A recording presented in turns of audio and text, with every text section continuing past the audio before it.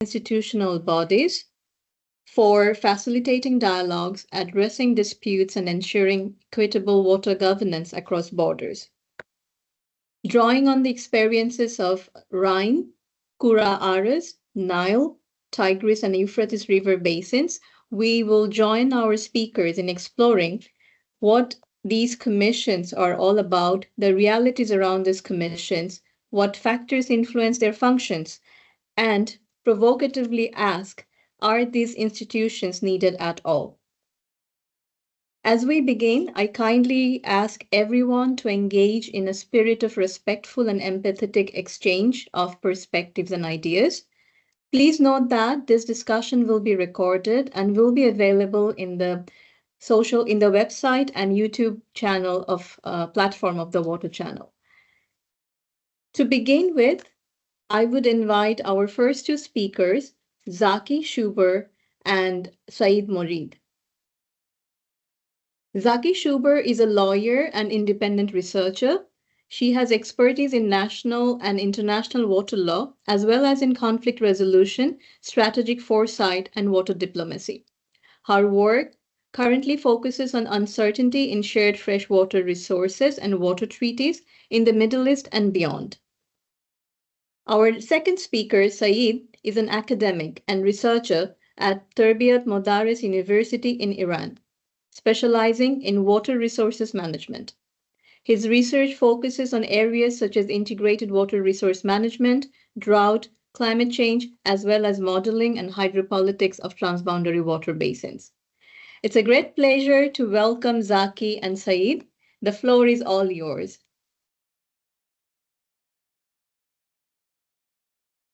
Zaki, would you like to start sharing your perspectives on Rhine Basin? Thank you, Shanur. I will do that. I don't have any slides, so I hope you're familiar with the basin of the Rhine River. So I'm going to talk about the Rhine Commission. And before I do that, I'd like to thank the organizers for having me here and for inviting me to contribute to this discussion series. So I'm going to talk about the Rhine and its commission, the International Commission for the Protection of the Rhine, or the ICPR. And I'm going to make 3 points about lived realities from the point of view of the challenge and uncertainty that climate change presents to the legal governance of the river and of the commission. So as you all know, the Rhine is one of the major transboundary basins in Western Europe. And it's actually one of the first to have an International River Commission established all the way back in 1815. So it's been there for a while, or there has been cooperation around the Rhine for a while. And what's interesting is that the ICPR has been praised for a long time as a model of international river basin cooperation. It brings together Germany, France, the Netherlands, and Switzerland. And together they manage pollution, they improve water quality, and they respond to emergencies. But the argument I want to make is that despite all these successes and plans that the Commission has established and is establishing, the legal framework that supports it hasn't actually evolved fast enough to meet the challenges of climate change. So we have a gap between intentions to address climate change and the legal capability to do that. And that's what we're going to examine. So first, I want to start with the strengths of the existing framework. As I said, the Rhine has had legal instruments for a really long time, and there are many positives. And as regards the Commission, which is based on binding agreements, it's been coordinating efforts across borders, and it supported countries to work together after the catastrophic chemical spill in 1986 in Switzerland, and it helped prevent future disasters. It's worked very hard to improve water quality in the Rhine, to restore fish populations, and establish clear pollution control standards. In addition to that, it's got regular monitoring, data sharing, joint decision-making, all really important and essential elements for good transboundary water cooperation. But the legal instruments that established the Commission were designed a while ago, and they were designed for a very specific set of problems, which I've already mentioned: water quality and ecology, with a particular focus on industrial pollution and accidental crises. But they were not designed for the disruptions that climate change brings. And that brings me to my second point, which is the climate change mismatch. So what's the gap? What the Rhine is experiencing is a variable and decreased water availability, because upstream we have a decrease in snowmelt and decrease in glaciers. And at the same time, the basin is also facing water demand variability. It's very likely that agricultural needs in the basin are going to increase, as well as the needs of water for energy production. So we've got these two areas with a lot of variability. And what we need to do is look more carefully at how allocations are embedded or not in the work of the Commission and the underlying legal instruments. So the ICPR has acknowledged the issue of climate change. It's released plans, most notably the Rhine 2040 plan, which addresses issues that include flooding and ecosystem resilience. But the issue with these plans is that they don't address allocation issues, and they're also strategic goals. They're not legally binding commitments. And in fact, the current legal framework doesn't address the volumetric issues that climate change causes, nor does it have a legal mandate for the Commission to look at them specifically and to encourage countries to take climate adaptive actions. So we've got a gap in terms of references to climate change and enforceable requirements around water allocation. We don't have clear guidance on how to proceed and to prioritize if necessary, and coordination between sectors, for instance, agriculture and energy, are outside the legal scope of the Commission. We have other illegal instruments that could be relied on, the UNEC Convention, the UN Watercourses Convention, but these are framework agreements. And so anything that has to be operational needs to be done at the level of the basin. So what we've really got is an issue, climate change, that's not fully integrated into how the system and the Commission operate, and we have a disconnect with the legal backbone. So what's missing? What do we need to do? And I'd say there are two things. First, consider legal changes. So amending the underlying treaty to address the issue of climate change, and more specifically, volumetric issues, and to also adjust the mandate of the Commission so it can make stronger recommendations on the matter. Additionally, there could also be stronger links with other legal instruments at the EU level. But in addition to legal matters, I think we also need a shift in mindset. And the Rhine at the moment is very much focused on the Commission on environmental management. But we need to shift that to more resilience building and looking at climate change as a core governance issue that reshapes the work of the Commission and what's happening at the level of the Rhine. Having said that, it's not just the Rhine. Many other river basin commissions around the world are facing the same problem of not having the legal foundation of their mandate and the underlying instruments available. They were built for a different era in most cases. So I'm going to wrap up now and say that what the ICPR does is to show us what's possible in terms of cooperation. But even in one of the extreme examples of cooperation, we have a new kind of test, climate change, a new kind of uncertainty. And the legal framework of the Rhine and the mandate of the Commission as they stand may not be sufficient. We may need more than plans. We need enforceable tools. And when the flow of the river is changing, the rules that we use to manage it must also change. And in that context, and in answer to your question about the relevance of the commission, a river basin commission, I would argue that it does help to have a commission to steer riparian countries around these issues and encourage them to address the legal issues that I've just highlighted. And I'll end here. Thank you. Thanks, Zaki, for the inspiring and thoughtful insights. Can I invite Saeed to continue this discussion?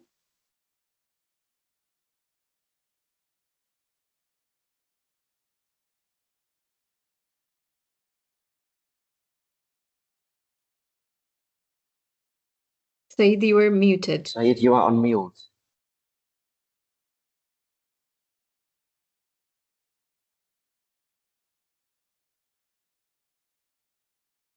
Thank you. I'm trying to share my screen. Just let me.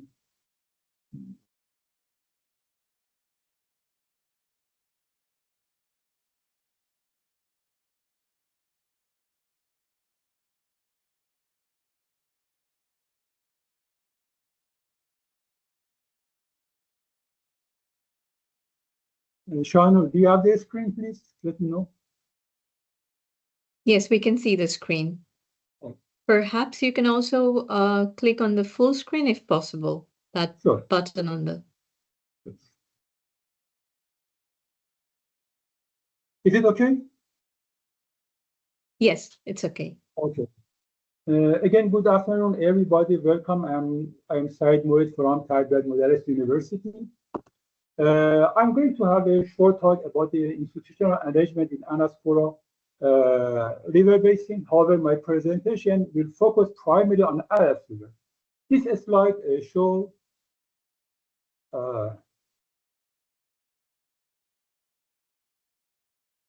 yes. This slide shows the location of Aras basin, the entire Aras Kura, and this part is specifically in Aras basin. As you can see, the riparian states are Turkey, Armenia, Iran, and Azerbaijan. To evaluate institutional development in this basin, an analysis of major water-related events is essential. We have collected them from either database and other credible sources. These events have categorized in 8 key areas, including infrastructure development, joint management, technical cooperation, water quality, water quantity, and territorial issues. As you can see, the events in category 1, 2, 3, which is infrastructure development, joint management, and technical cooperation, serving as particular effective platform for fostering agreement and cooperation among riparian states. They have been also divided in 4 sub-periods, in which the first one demonstrates the events before collapse of Russia in 1991, and you can see variation of events among these 4 sub-periods. Now let's address the first question of this meeting, which is how the current institutional arrangement for the river function in practice. The answer is that the water resource-related agreements is the most important factors. The basin benefits from a valuable legacy in this regard. The numerous agreements establishing during Soviet Union era, which continue to foster cooperation today. The most significant agreements began in 1926 between Iran and Russia, and then between Turkey and Russia in 1927. These agreements have enabled joint infrastructure projects like dam, hydropower plant, and flood control projects. Is it possible, Saeed, to show the slides also that you have prepared? You cannot see the slides? We can only see the first slide. If you can click on the other slides, the visuals perhaps you would like to share. Yes, thank you. And maybe you can click on the full screen button. I think if I do it, you cannot see the slides. Is it changing? Yes, you can. Okay. As you can navigate, we can also see the slides changing. Thank you. Okay. Okay, as I mentioned, the answer is that the water resources related agreements is the most important factor. The basin benefits from a valuable legacy in this regard. The numerous agreements established during the Soviet era, which continue to foster cooperation today. The most significant agreement began in 1926 between Iran and Russia, and then in 1927 between Russia and Turkey. These agreements have enabled joint infrastructure projects like dams, hydropower plants, and flood control. Shanur, the slide is changed.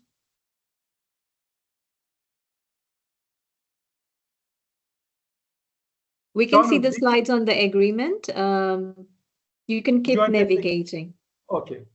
Another important output of the agreement is the Joint Technical Commission, GTCs. The figures shows the development trend of GTC between riparian countries. Originally, they have been created between Iran and Russia and then maintained through successor agreements with Iran and Azerbaijan and Iran and Armenia. And as you can see, the number of the agreements is significant during this period. It is notable that in 2025, Iran and Azerbaijan celebrated the 53rd anniversary of their joint commission, GTCs. The first GTC of Iran and Turkey was also held in 2023.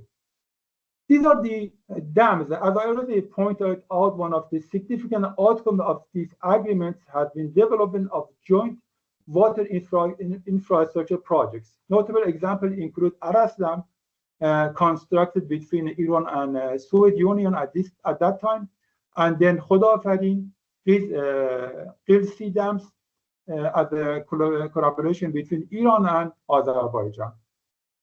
Also, these are the hydropower dams between Iran and Armenia, and between Iran and Azerbaijan, and Iran and Azerbaijan. These are also hydropower dams.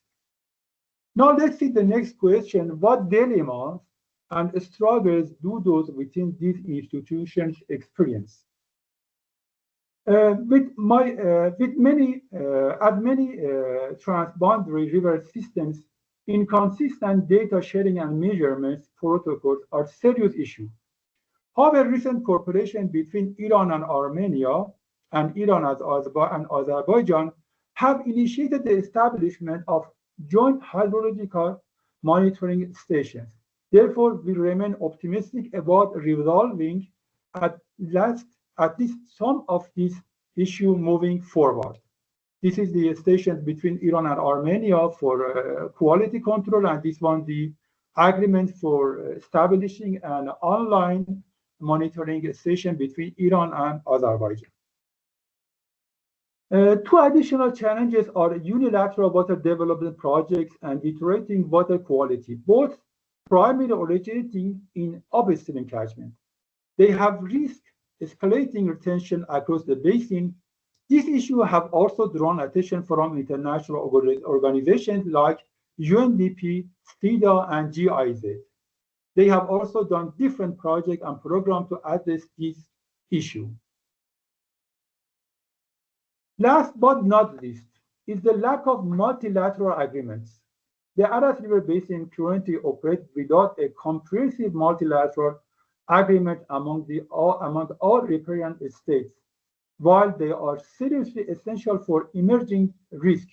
In general, such agreements are essential for equitable water sharing, reduce conflict and enhance cooperation, ensure sustainable reservoir resource management, support economical development, address climate change impacts, legal and institutional framework, encourage international financial and technical collaboration.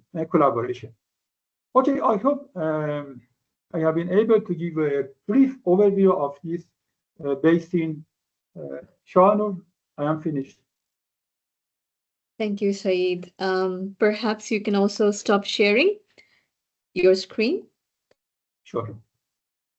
Can I please invite our two other speakers, Anna and Arda, for a brief reflections on Zaki's and Saeed's perceptions?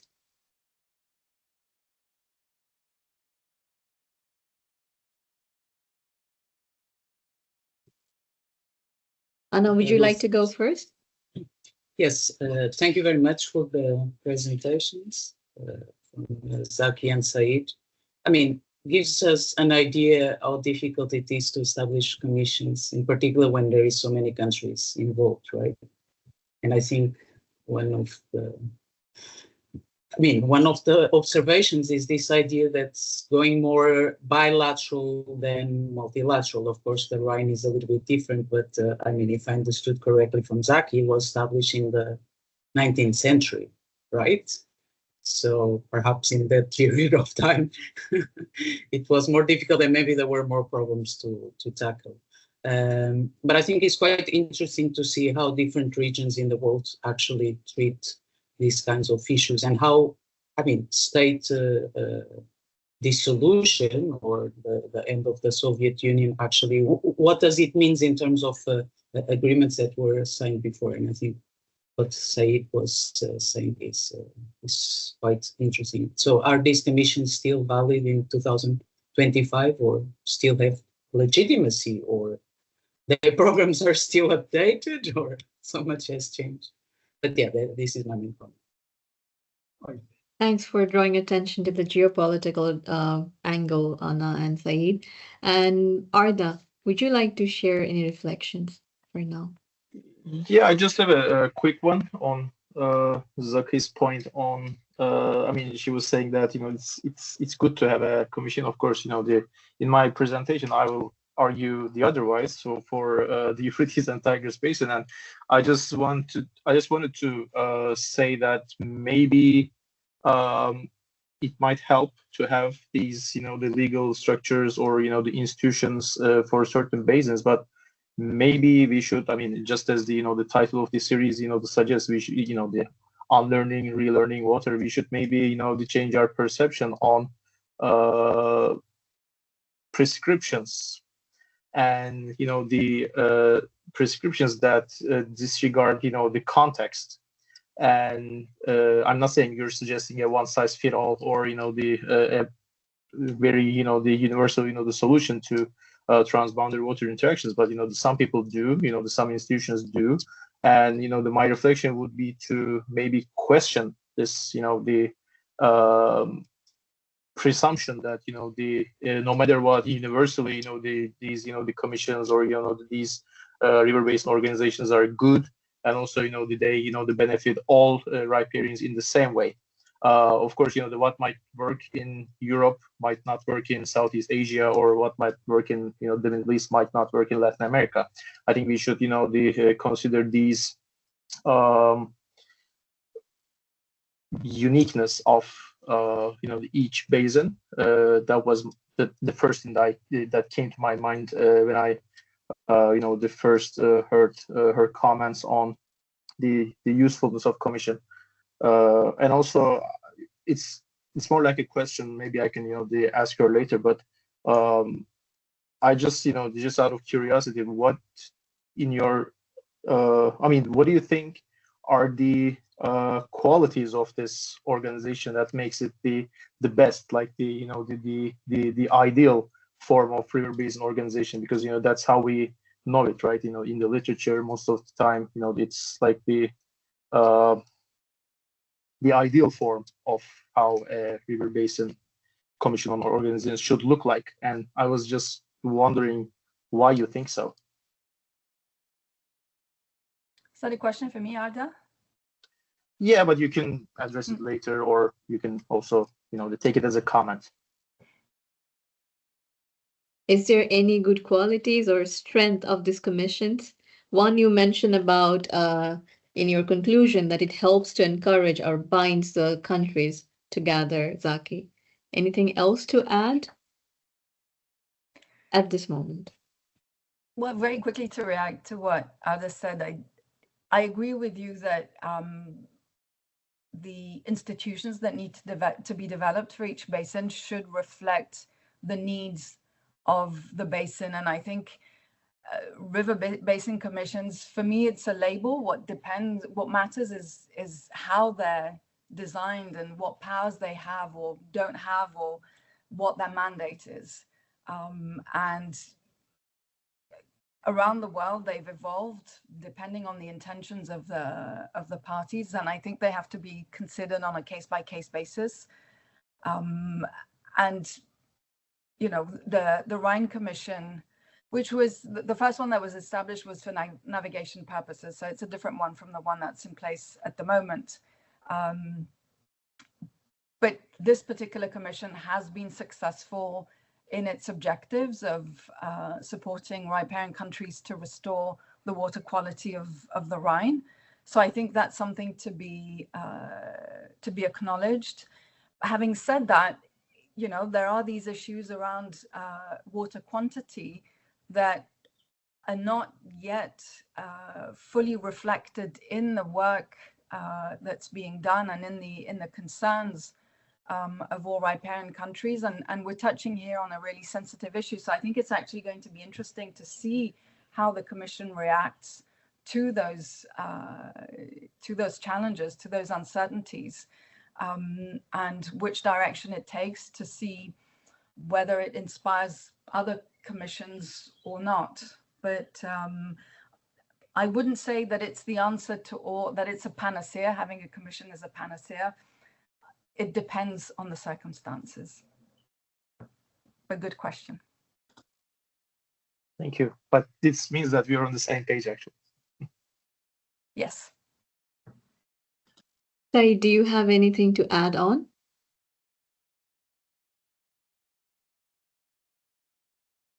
Did you address me? Did you call me? Yes. Do you have? Yes. Actually, you know, in case of Aras Basin, just to somehow continue comments of Anna. Actually, you know, presently we have not, you know, official commission as we have in the case of Rhine Basin, and all of the interactions are, you know, going forward under the agreements, not under the commission.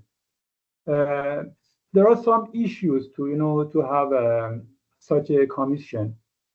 Actually, in the time of Russia, the basin had, you know, three stakeholders: Turkey, Russia, and Iran. And now they have, you know, they have their Armenia and Azerbaijan are part of the, you know, previous Russia.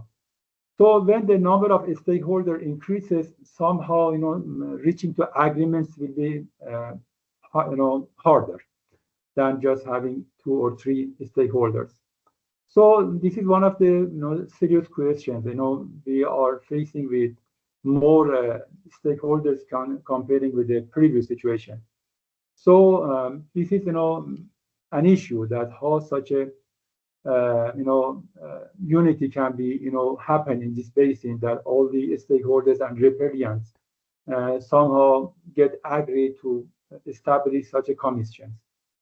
Maybe as a, you know, as a solution, we can start with 2 or 3 of the stakeholders at the downstream countries, and then we can extend that commission to, you know, and include other, you know, if the riparian countries, officially or unofficially. You know, in case of Mekong, they have China, but China is unofficially is a member of Mekong Commission. So really, in case of Aras Basin and Aras Kura, you know, I feel it's a big issue, that how we can, you know, have all the countries to get their, you know, agree to have them agree to establish such a commission. Thank you. Thanks for all your comments. I would like to now invite Dave, the co-moderator, for the part 2 of our discussion with Arda and Anna. Over to you, Dave. Thank you very much, Shahnur. And yeah, we've already heard Anna and Arda, but we haven't properly introduced them yet. And as they'll be speaking next, I'll do that now. So first of all, we'll have Anna Elisa Kashkau. She's an independent consultant and researcher focusing on the interlinkages between hydropolitics and geopolitics. Anna has been working in the Nile basin for 20 years, as well as in other complex basins such as the Jordan and Euphrates-Tigris river basins.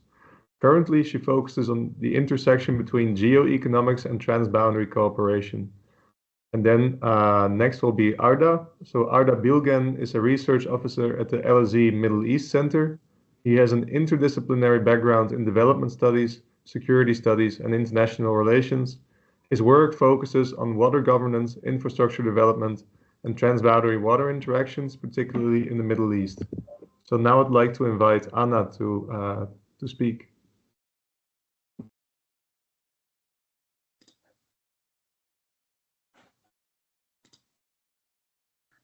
Do you think you can share your presentation from your side?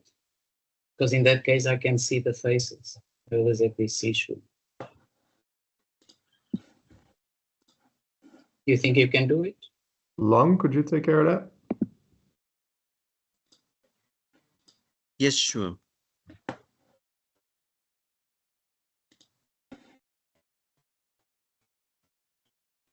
Okay, but while we wait, so that the silence doesn't become too heavy. So, I mean, we have been looking, of course, that each river basin is unique. I mean, Arda was saying, I mean, each one has its own hydrological characteristics and hydropolitical characteristics. I mean, I don't want to, of course, be selling here anything, but the Nile is a particular difficult case. I mean, not just the Nile itself, because it's the longest river and share with 11 countries, but because the Nile has been the testing ground ever since the mid-90s to establish a commission in a very complex river basin. And I will be speaking about this. That is, so I'm going to put my learn because I don't want to spend much more time that was allocated to me, take into account we're talking about allocations. So, but there is a testing ground in the Nile in the mid-90s that if a commission would be established in such a complex hydropolitical river basin, then it would work anywhere. So the uniqueness would, we could take some lessons on, for example, the Euphrates-Tigris. Well, now that I know a little bit about the Euphrates-Tigris, forget it. The Nile, it's easier. So my subtitle here is a possible storyline. I mean, you could have a lot of people here during this presentation. If you would have an Egyptian or an Ethiopian, most likely the story would be different. So this is from me, who has been working in these topics for quite a long time. And there will be a book reference at the end for those that are interested in commissions and establishing commissions in the Nile. Okay, can we go to the second slide? So let's start by the end. So this diagram was actually designed in 2021. Nothing has changed much from the diagram itself. It's much more complex. And if you want, you can see in the river basin. So all the different constellations of projects, programs, and initiatives that there is inside or within the Nile Basin Initiative. But what we see now is a very complex process bringing together political and legal track and technical track. So the whole idea is that establishing a river basin commission is not something you do overnight. I mean, countries say, okay, let's establish a river basin commission. For what? Because everybody is going to ask, what is in there for me? And of course, that when the cooperation started in the mid-90s, there were all these kinds of big dreams of building large-scale dams in the Nile, in particular, in the Blue Nile. Why? Because contrary to other river basins, I mean, in Western Asia, in the Euphrates-Tigris, the Nile still doesn't have that many dams, except in the downstream countries, which is the uniqueness of the Nile, is the downstream countries that are the main users.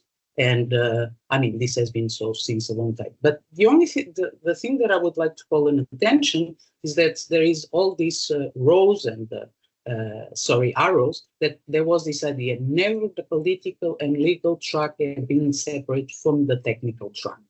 So the technical track, the NBI, the Nile Basin Initiative, was established in 1999 and had several different phases. And the political track, I mean, the idea is that to have parallel negotiations on legal and institutional issues in order to have a permanent cooperation mechanism. Since 1999 up until now, there is a temporary, a provisional cooperation mechanism, but not a permanent one. And the whole idea is that Does the Nile need a permanent one? I mean, the idea was that, yes, there is a need for financial issues, for example, but there is a need as well for getting money for projects. I mean, financial for projects. It's not just about governing the Nile, whatever that means. But third slide, or the next slide. So this is all very beautiful, and this is actually how it has been working for the past, I mean, at least 10 or 15 years, but it didn't start like that. Can we have the next slide? So for anyone that has been working in transboundary river basins and cooperation, you might have seen this diagram over and over and over again, which is from Sadov and Gray, which this was the kind of idea, this is what we are going to support as part of the World Bank, the two persons that wrote, but as part of the overall framework. I mean, this is the idea, is linear. We go from A to B. We have disputes, we have unilateral action, and at the end, at a certain point in time, there will be joint action. I mean, you can see this on the top, these joint projects, joint ownership, joint institution, joint investment. You see the kind of, and then there would be even economic integration. So the whole idea that at a certain point in time would lead to economic development. In my opinion, linear things, whatever we are talking about, are wrong from the start. I mean, it's a paradigm that will never work because all of these things can happen at the same time.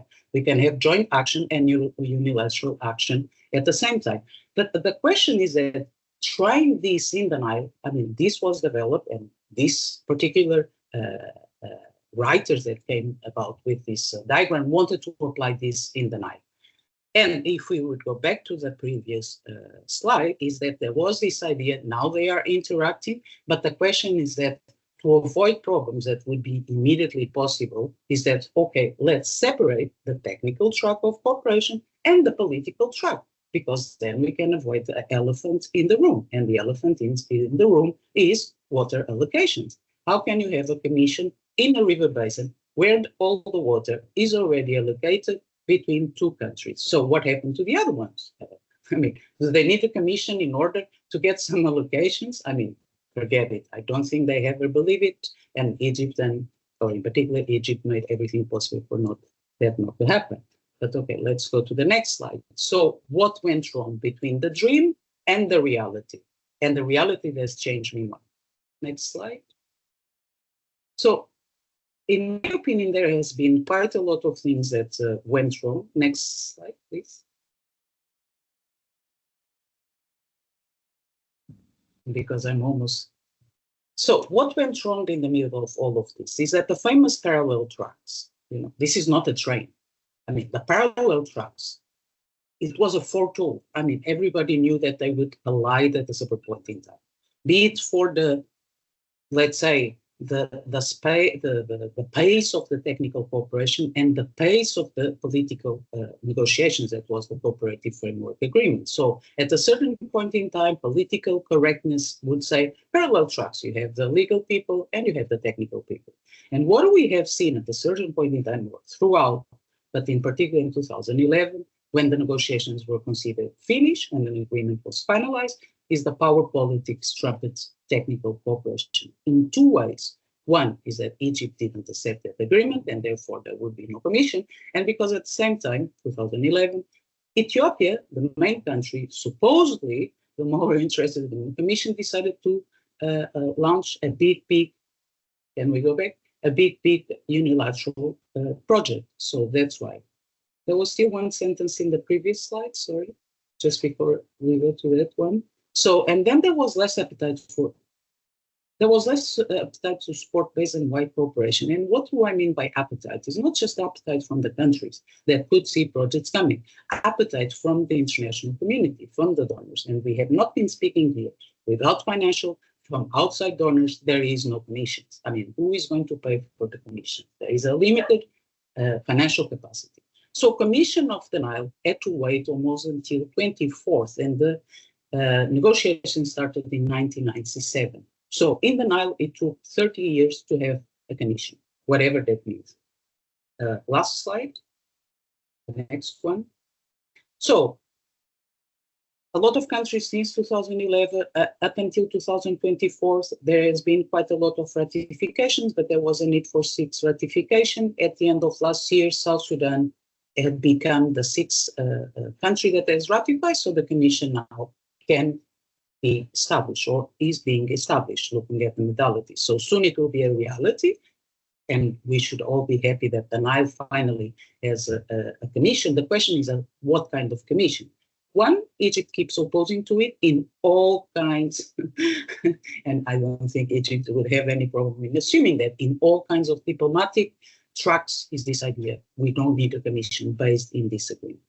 Then, not all other countries have ratified, but perhaps they can become observers. And then is the mandate of this new commission will include or not development of joint projects, because this was the beginning. This was the ideal, right? I mean, instead of having unilateral projects. And perhaps, I don't want to do any kind of forecast, but perhaps we will continue seeing a little bit what happened with the NBI, is that the commission, as the NBI will continue still focusing on technical issues, and most likely the large-scale projects will be national and unilateral. So the point is, this commission will have or not a say in what is going to happen in the future. And the bottom line is that, again, it will be dependent on power politics, and in this case, geopolitics, because the region is changing quite a lot. We have wars, we have the Red Sea, politics changing. So all of this together, it's making the Nile less relevant, if I can say that. Okay, this is the end. There is just a last slide for those interested in Nile issues. There is a book on river basin organizations in water diplomacy, and there is quite a long article about water diplomacy and conflict transformation in the Nile River Basin that goes through all the technical, institutional, and legal cooperation or lack of it. Okay, sorry, I know that I took a little bit more of time than what I should. Thanks.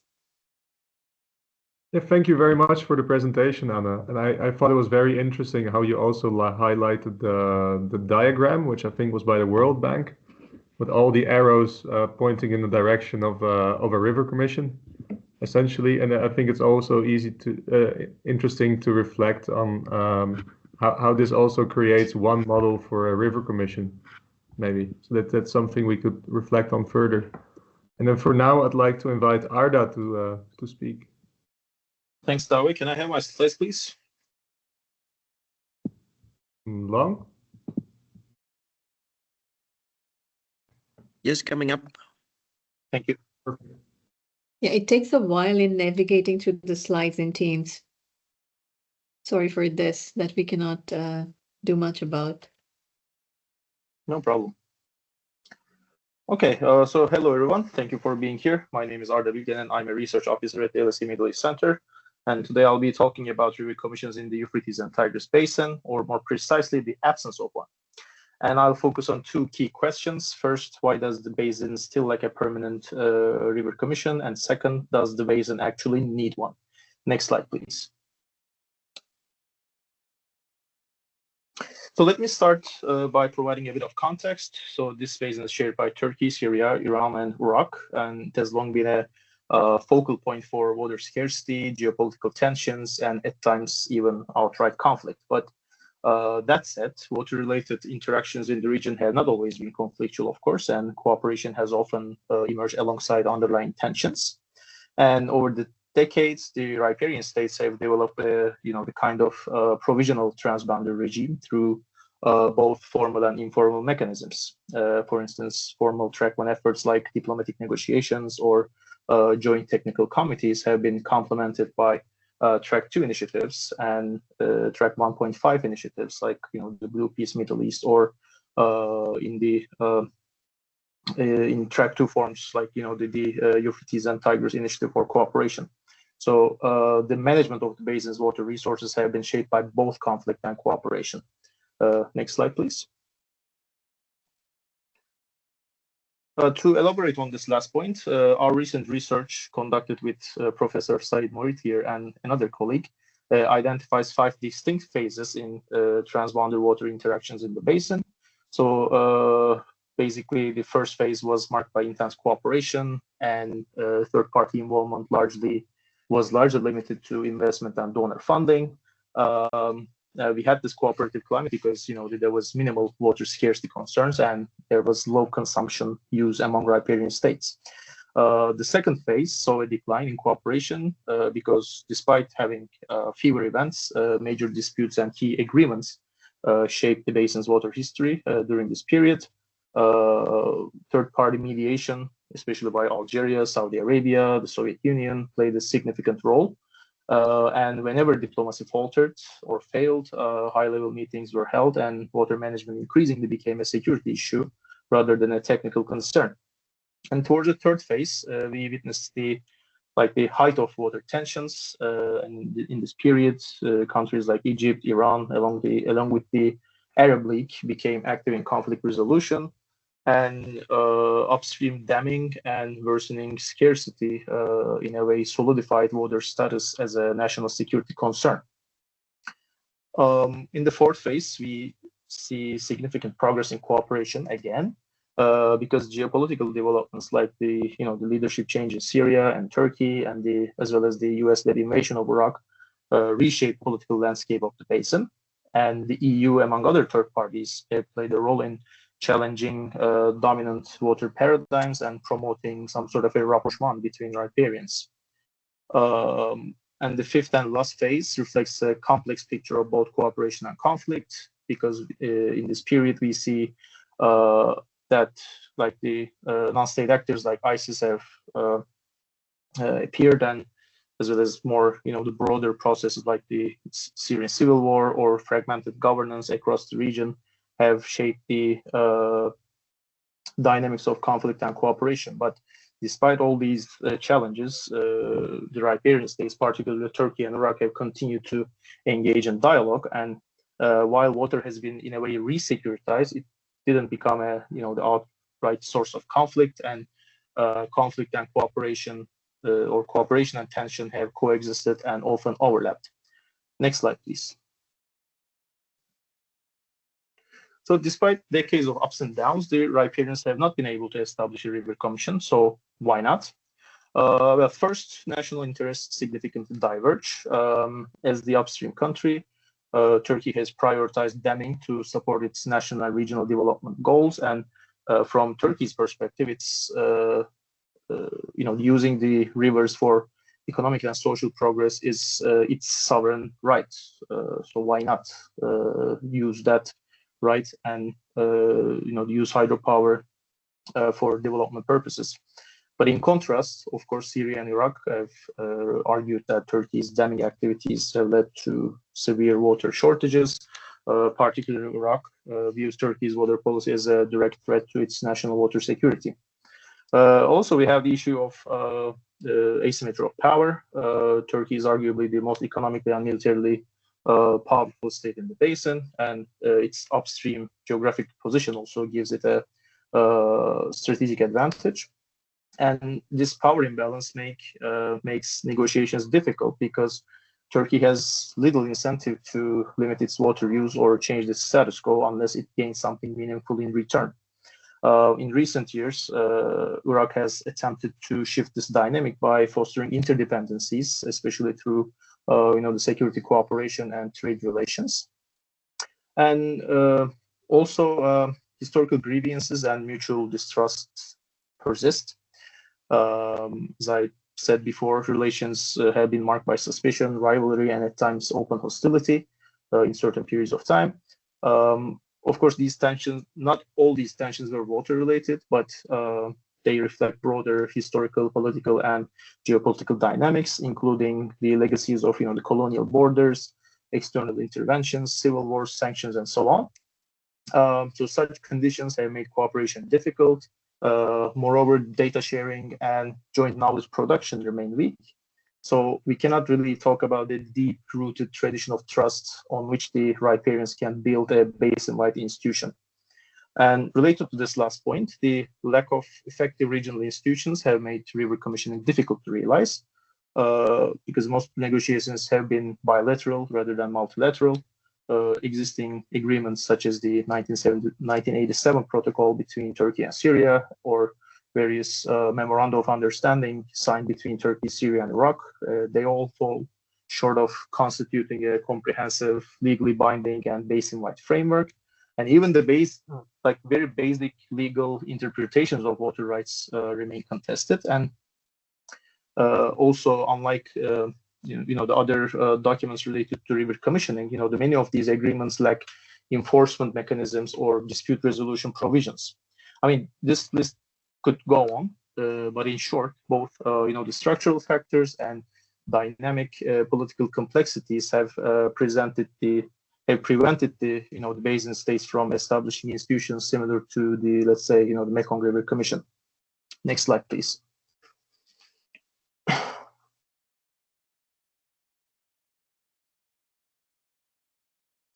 So the absence of a commission in the basin is not a technical failure. I would like to conclude with this slide, because this absence rather reflects a complex interplay of geography, power dynamics, politics, and historical legacies. And the history of interactions actually show that riparians have still managed to engage in some form of cooperation, even in times of acute conflict. In other words, establishing a river commission would not necessarily lead to increased cooperation or better management of the basin's resources.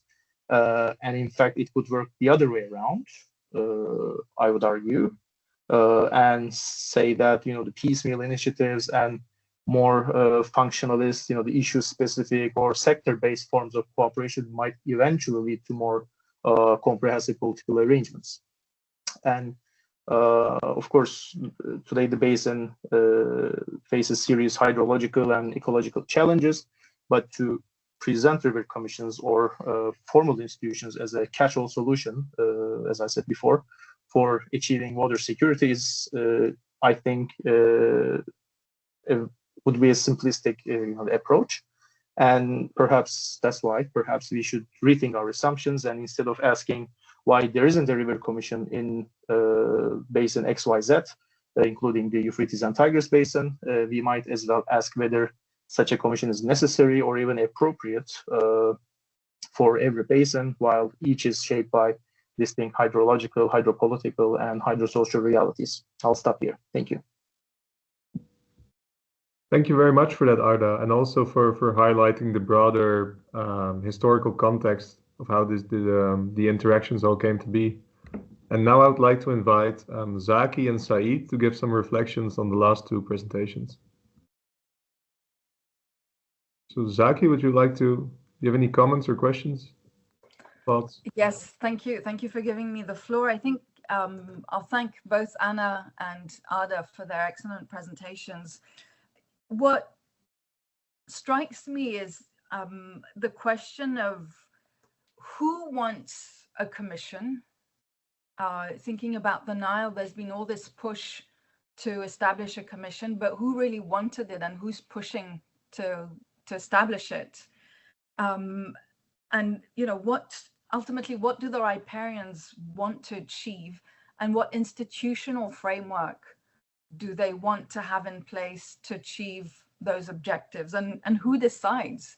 I mean, I'm talking about the riparians, but we know that there are external players as well. And in my view, what's maybe helpful, we don't have a commission in the Euphrates-Tigris basins, but we also don't have established processes.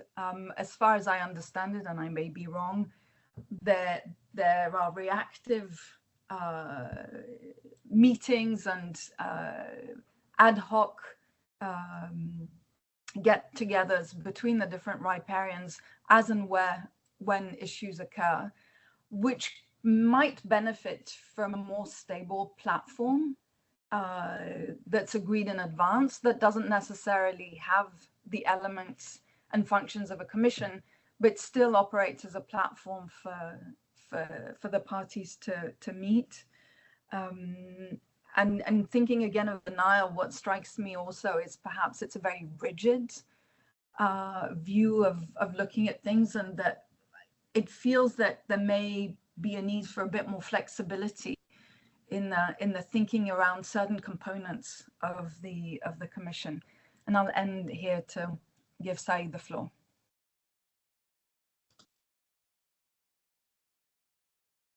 Okay, thank you, Zaki. Okay, I also appreciate the nice presentation of Arda and Anna. I just have two, three questions. First, from Anna. I appreciate if I can have more details about the role of third parties and international organizations to create Nile Commission and what they are, doing in this regard. Also, there is kind of, power imbalance in the Nile basin, especially between maybe Egypt is the kind of hydrohegemony over there.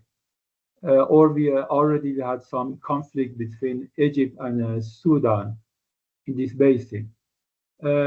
Such a security issues, are they somehow shading, and are they a kind of obstacle for successful function of this commission?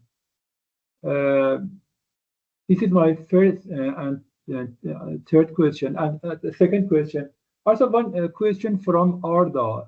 Of course, I saw somehow he addressed this issue in his last slide, but I'm talking about to have kind of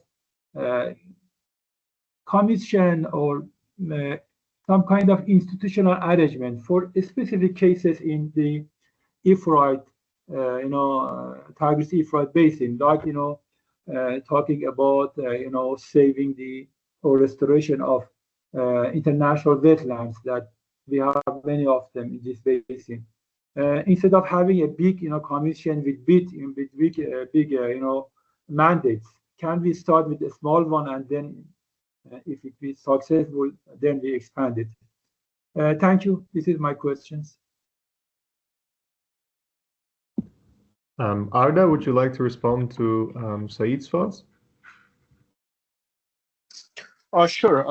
As far as I remember, there was a project, a recent one, to establish some sort of a research center that would bring together different, scientists with different backgrounds from each riparian state. And this was supposed to be established maybe a decade ago, but then it was they're shelved. It was the idea was shelved, but then I think after the memorandum of understanding, the signed in 2024, the idea was resurfaced, but it did not materialize. But even if the riparians could successfully materialize the idea, I think they deliberately they kept it non-political, if you know what I mean, like the scientific research. And unlike the three-stage plan that was presented by Turkey 30 years ago to they jointly evaluate the land and water resources of the whole basin and then decide to allocate or share the basin's water.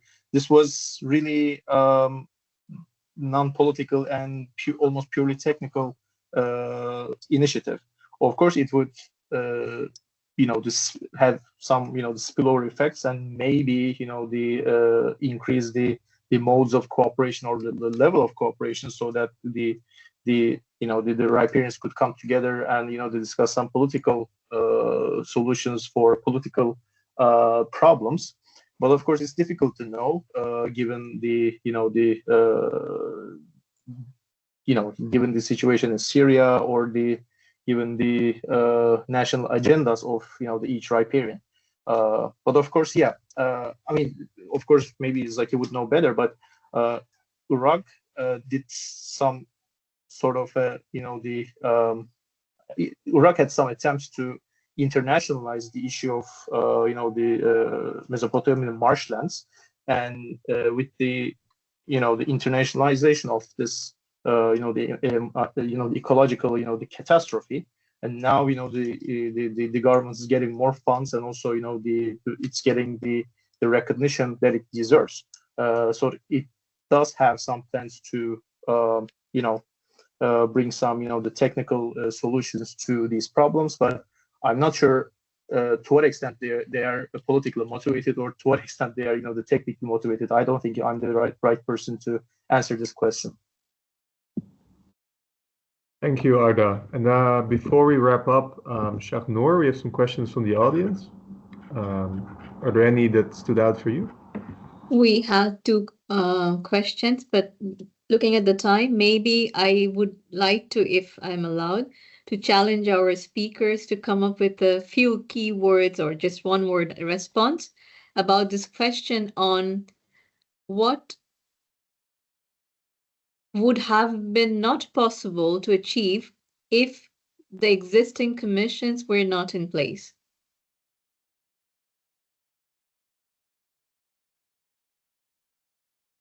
Starting with Zaki, can we go in the same order of speakers?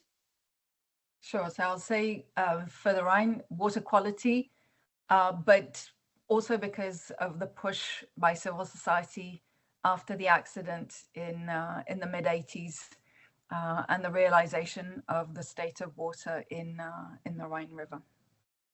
Thanks.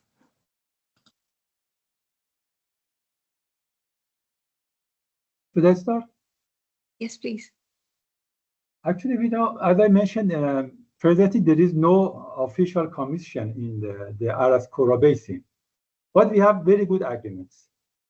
And without them, we didn't have such a infrastructures that you can see in the basin. I think 3 or 4 dams, they are constructed jointly between the recipients.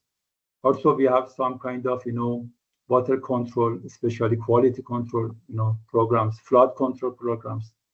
So from this point of view, really these agreements have been very successful for sustainable water resources management. But as I mentioned, the main obstacle is how we should control upstream developments. And what are going on now, really it is not in favor of downstream countries. All right. Okay, thank you. Thanks. Anna and then Arda, then over to you, Dawe. Okay, I didn't reply to the provocative questions of Zaki and Said before, but it's okay. I can summarize it by now, perhaps put it together. Well, with or without commission, of course, the rivers will keep flowing. I mean, that we know. And then, of course, with or without commission, there will be dams being built. And I don't think any country will give up of its sovereign right, whatever that means, of building infrastructures. I'm saying dams, but could be irrigation schemes.